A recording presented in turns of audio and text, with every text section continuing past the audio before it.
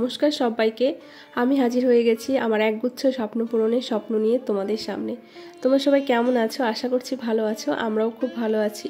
তো কদিন তো আমার শরীরটা ভীষণই খারাপ ছিল, তো আজকে বেশ ভালোই আছে শরীরটা, মানে একদম ঝরঝরে শরীর যাকে বলে। তো সকালবেলা ঘুম থেকে উঠে যথারীতি ওই যে ঘর ছাদ দেওয়া ঘর মোছা করেই আগে স্নানটা করে নিয়েছি, স্নান করে পুজো দিয়ে দিয়েছি। পুজো শুধু হচ্ছে গিয়ে ওই নকুলদানা বা মিশ্রি দিয়েই দিয়ে দিয়েছি, কারণ আজকে মঙ্গলবার, বলতেই ভুলে গেছি আজকে মঙ্গলবার। আর সকাল এখন বাজে ওই 8টা মতো। তো আজকে যেহেতু বজরংবলী আছে আমার ঘরে, তো লাড্ডু দিয়ে পুজো দেওয়ার কথা, তো আমি ভাবলাম যে পরে আবার দেওয়া যাবে ওখানে লাড্ডু দিয়ে পুজো। এখন স্নান যখন করে এসেছি তখন পুজোটা দিয়েই একেবারে রান্নাঘরে ঢুকি। তো আজকে হচ্ছে সোনার বিজ্ঞান পরীক্ষা, তোমাদের তো আগের দিন বলেইছিলাম। যথারীতি যুদ্ধ শুরু হয়ে গেছে। সকালবেলা উঠেই ঘুম থেকে উঠেছি অনেকটা আগে, উঠে আবার সোনার পাশে পাশে আবার দেখাতে হয়, বসতে হয়, বুঝতেই পারছো। আর ছোটো দিনের বেলা তো, বিশেষ করে শীতকালে আমি দেখেছি ঘুম থেকে উঠতে যতটুক টাইম, মানে কি করে যে 9টা বেজে যায় বোঝাই যায় না। কিন্তু অথচ যখন স্কুলে গিয়ে বসে থাকি আমি, এই যে সোনাকে পরীক্ষা দিতে গিয়ে তো আমি বসে থাকি। সোনা যেহেতু ওই 10টা 10:30 থেকে ওই 12টা 50 অবধি পরীক্ষা, তো আমি কি করি বসেই থাকি, কারণ আবার বাড়ি আসবো, আবার যাব। তো ওই সময়টা বিশ্বাস করো বন্ধুরা, একদম মানে সময় যেন কিছুতেই কাটে না।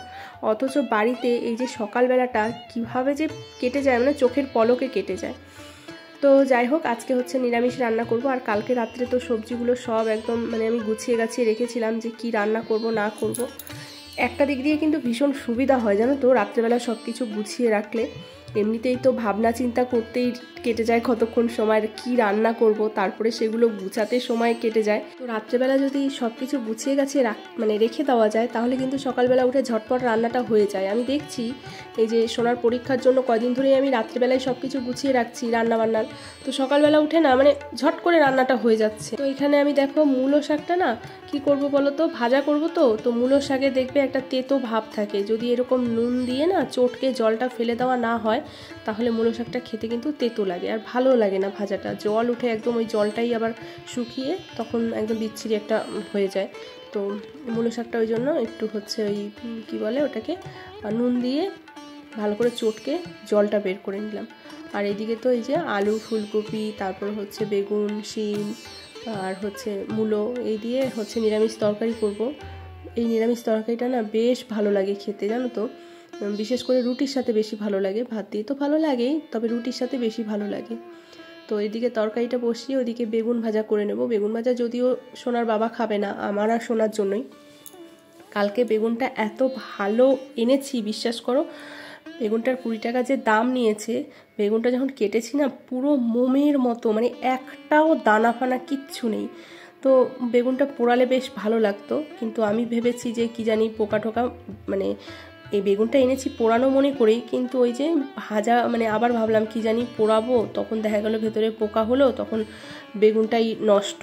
তার থেকে হচ্ছে কেটে ভাজি, যদি পোকা বেরোয় তাহলে পোকাটুকু ফেলে দিয়ে বাকিটুকু ভাজতে পারবো। তো এই মনে করেই ভাজা মানে কাটা বেগুনটা, কেটে তো বেশ সুন্দর দেখলাম বেগুনটা। তো বেগুন ভাজা তুলে নিয়ে হচ্ছে শাকটা বসিয়ে দিলাম। আর বেগুন ভাজা বাপরে বাপ, আমি কতটা তেল দিয়েছি বিশ্বাস করো, সম্পূর্ণ তেল বেগুন ভাজা টেনে নিয়েছে। বেগুন ভাজার সময় একটু চিনি দিলে না অতটাও তেল টানে না, কিন্তু আজকে না আমি আর চিনিটা দেইনি। জানা চানটা কর, আরে তখন দেরি হয়ে যাবে, তখন দৌড়াবি কুইশের মতো। চানটা ঝট করে নে বাবা। চান করতে যে কেন চাস না তুই, আমার না ভাল লাগে না। দেখতেই পেলে ওদিকে রান্নাটা হচ্ছে, মানে বসিয়ে রেখে মূলো শাকটা আর ওদিকে তরকারিটা বসিয়ে আবার চায়ের জলও বসিয়ে দিয়েছি। তো বসিয়ে দিয়ে তারপরে আমি ভাবলাম যে বিছানাটা গুছিয়ে নিই। সকালবেলা বিছানাটা গোছানো হয় না।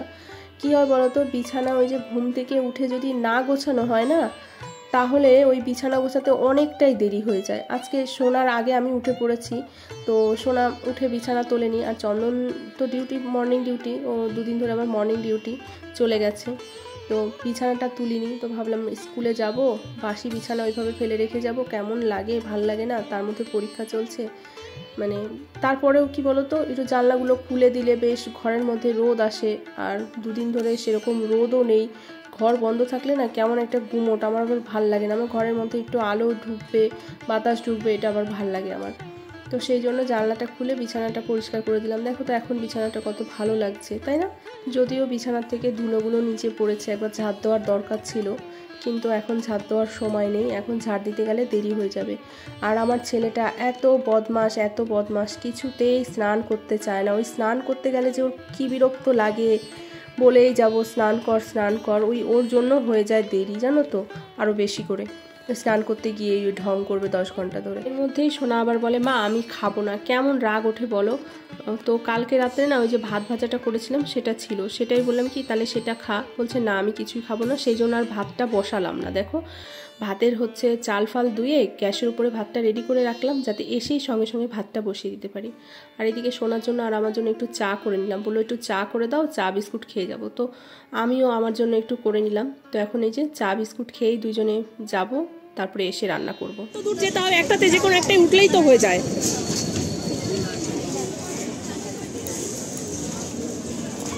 এটা ওঠ। দেখো আমরা কিন্তু পরীক্ষা দিয়ে বেরিয়ে পড়েছি, মানে আমরা না, মানে সোনা পরীক্ষা দিয়ে বেরিয়ে পড়েছে। এখন এই যে বাড়ি যাওয়ার জন্য ট্রেন ধরবো।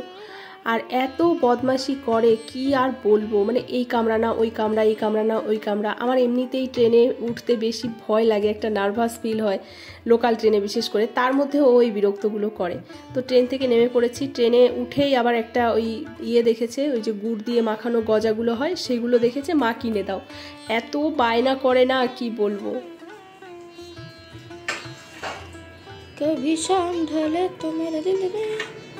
তো বন্ধুরা এই যে আমরা বাড়ি চলে এসেছি।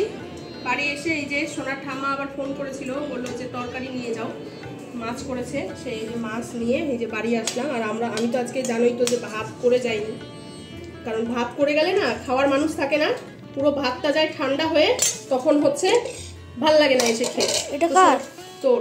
আমি তরকারি দিলে কেন? তরকারি খাবো না। তো তুই বলি না কেন? আর দেখো এখন এই যে ভাত ভাজা, কালকে ভাত ভাজা রয়েছে ফ্রিজ থেকে, ভাত ভাজা। তুমি যখন রুটিটা খাবে তাহলে এতক্ষণ কেন খেলে না? এখন তুমি রুটি খাবে, আমি ভাত করলাম, তাহলে ভাতটা কি করবো এখন? আমি গরম ভাতটা, রুটিটা তো বিকেলেও খেতে পারবে। তা তুমি এসে খেলে, এসছে তো কখন? রুটি আছে, ও এখানে হটপটটা, তাহলে এখন কি করে বুঝলে রুটি রয়েছে? রুটি ফেলে ছেলে খাবে সারাক্ষণ, খালি না তুই খা। ওই যে ভাত ভাজা দিয়ে খাবে, ও খা। আর আমি ভাত বসিয়েছি। কি গো, ওই আসো আসো আসো, তাড়াতাড়ি আসো। তখন বললাম না যে ভাত বসিয়ে যায়নি, আসলে সোনা বললো ভাত খাবো না। তারপরে কি এসে না ঠান্ডা ভাতটা খেতে ভালো লাগে না, খাওয়ার মতো কেউ নেই, মানে বাড়িতে তো আর কেউ নেই যে রান্না করে রেখে যাব খাবে। তো এসে ভাবলাম যে ভাতটা বসিয়ে দেবো, হয়ে যাবে। ওমা এসে দেখি চন্দন চলে এসছে। কেমন লাগে বলো, যেদিন রান্না করে রাখি সেই দিন খাওয়ার লোক থাকে না, আবার যেদিন মানে করে রাখি না সেই দিন ঠিক চলে এসছে। তো রুটি ছিল, রুটিগুলো খেতে পারতো দিব্যি, না সেগুলোও খায়নি। ও মানে কি বলতো, ও দেখবেই না যে কোথায় কোন খাবার আছে কি না আছে, আমাদের জন্য বসে রয়েছে। তো ভাতটা করলাম গরম গরম, আর সোনা তো ওই ভাত ভাজাই খাবে জোর জবরদস্তি। মা আমি ওই ভাত ভাজাটাই খাবো, ওর ঠাম্মি মাছ দিয়েছে, সেই মাছ দিয়ে তরকারিটা তুলে দিয়েছে, শুধু মাছ দিয়ে ও ভাত খেয়েছে। আমি আর চন্দন এখন এই যে খেতে বসে পড়েছি। আর সোনাকে বললাম গরম গরম একটু খা, গরম গরম বেশ ভালো লাগছে। আর তরকারিটা আজকে বেশ সুন্দর হয়েছে। তো তরকারিটা আজকে কী করেছিলাম বলো তো, যাওয়ার সময় না বড়িটা দেইনি তরকারির মধ্যে, জানি বড়িটা আগে থাকতে দিয়ে রাখলে একদম নেতিয়ে যাবে, গলে যাবে, সেই জন্য। তো এসে তারপরে তরকারিটা ফুটালাম, কড়াই থেকে ঢালিনি, তরকারিটা কড়াইতেই ছিল। এসে তারপরে তরকারিটা ফুটালাম, তারপরে একটু ধনে পাতা দিলাম, তো দিয়ে তারপরে তরকারিটা করেছি। বেশ ভালো হয়েছে তরকারিটা আজকে, জানো তো, এরকম তরকারি রুটি দিয়ে বেশি ভালো লাগে। তো ভাত দিয়েও খারাপ লাগেনি। তো বেগুন ভাজা তো চন্দন খেলোই না, আমি কতগুলো বেগুন ভাজা খেলাম, সোনাও খায়নি।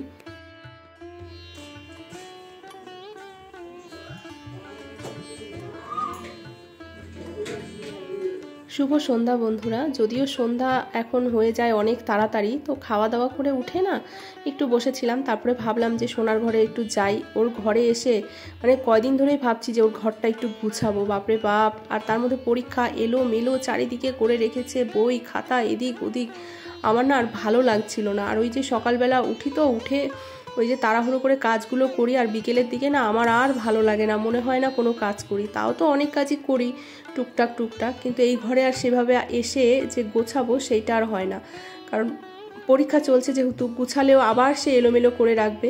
তো ভাবলাম থাক, এলোমেলো করুক যাই করুক, আমার আর ভালো লাগছে না দেখতে, কেমন একটা লাগছে এই ঘরটা, মানে কেমন অন্ধকার অন্ধকার লাগছে যেন সব কিছু এলোমেলো চারপাশে দেখে।